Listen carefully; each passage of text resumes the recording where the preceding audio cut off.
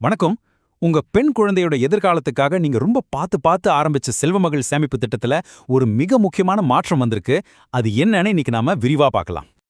உங்க செல்வமகள் சேமிப்பு கணக்கு ஆபத்துல இருக்கா அப்படின்னு கேட்டா உங்களுக்கு கொஞ்சம் அதிர்ச்சியா இருக்கலாம். ஆனா உண்மைதாங்க. சமீபத்துல வந்திருக்கிற சில புது விதிகளை நீங்க உடனடியா கவனிக்க வேண்டியிருக்கு. உங்க குழந்தையோட எதிர்கால சேமிப்புல எந்த பாதிப்பும் வராம இருக்கணும்னா இந்த மாற்றங்களை நீங்க தெரிஞ்சுக்கிறது ரொம்ப ரொம்ப முக்கியம். சரி, அப்போ இந்த திட்டத்துல அப்படி என்னதான் புதுசா மாற்றம் வந்திருக்குன்னு முதல்ல பாத்துடலாமாங்க. நம்ம எல்லாருக்குமே தெரியும், இந்த செல்வ மகள் சேமிப்பு திட்டம் நம்ம பொண்ணுங்களோட படிப்பு, கல்யாணம்னு அவங்களோட எதிர்கால தேவைகளுக்காகவே மத்திய அரசு கொண்டு வந்த ஒரு சூப்பரான திட்டம். இது உண்மையிலே ஒரு அருமையான நீண்டகால சேமிப்பு திட்டம். இப்போ இந்த அருமையான திட்டத்துல மத்திய அரசு சில புதிய விதிகளை கொண்டு வந்திருக்காங்க. இது சும்மா பரிந்துரையெல்லாம் கிடையாது. கணக்க வச்சிருக்கிற ஒவ்வொருத்தரும் கண்டிப்பா இதை ஃபாலோ பண்ணியே ஆகணும். சரி, அந்த முக்கியமான மாற்றங்கள்ல முதல் விஷயம் என்னன்னு பார்க்கலாம். அதுதான் பாதுகாவலர் விதி. இது நிறைய பேரை நேரடியா பாதிக்கக்கூடிய ஒரு விஷயம். இது ரொம்ப முக்கியமான ஒரு மாற்றம். நல்லா கவனிங்க. முன்னாடிலாம் தாத்தா பாட்டிங்க ரொம்ப ஆசையா அவங்க பேத்தி பேர்ல இந்த அக்கவுண்ட் ஆரம்பிச்சு பணம் கட்டிட்டு இருந்தாங்க.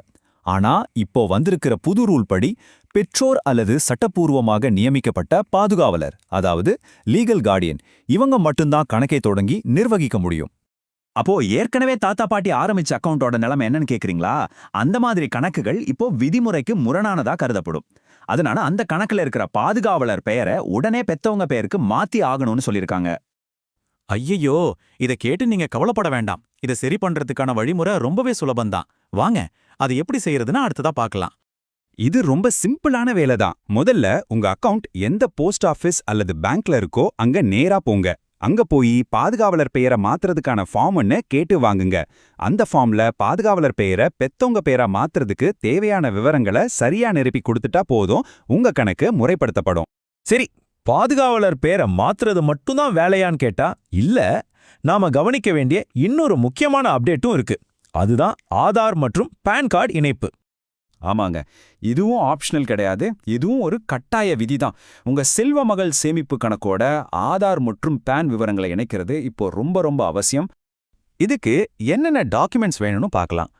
பாதுகாவலரா இருக்கிற உங்களோட ஆதார் கார்டு, உங்களோட பான் கார்டு, இது ரெண்டும் முக்கியம். அதோட உங்க குழந்தைக்கு ஆதார் கார்டு எடுத்திருந்தீங்கன்னா அதையும் கண்டிப்பா இணைக்கணும். இந்த மூணையும் ரெடியா எடுத்து வச்சுக்கிட்டீங்கன்னா உங்க வேலை இன்னும் சுலபமாயிடும்.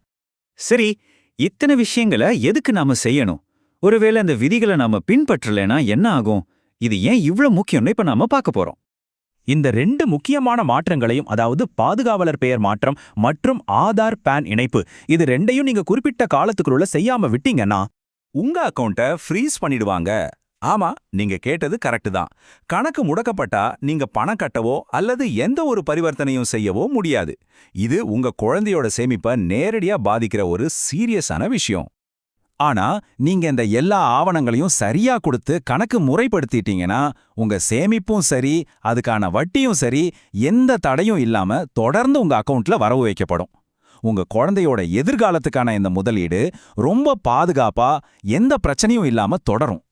அதனால விஷயம் இதுதான். உங்க பெண் குழந்தையோட எதிர்காலத்துக்காக நீங்க ரொம்ப ஆசையா ஆரம்பிச்ச இந்த சேமிப்பு திட்டம் எந்த தடையும் இல்லாம தொடரணும்னா இந்த மாற்றங்களை உடனே செய்யறது ரொம்ப முக்கியம். தயவு செஞ்சு தாமதிக்காதீங்க. உங்க குழந்தையின் எதிர்காலத்துக்காக இன்னிக்கே செயல்பட நீங்க தயாரா இருக்கீங்க தானே?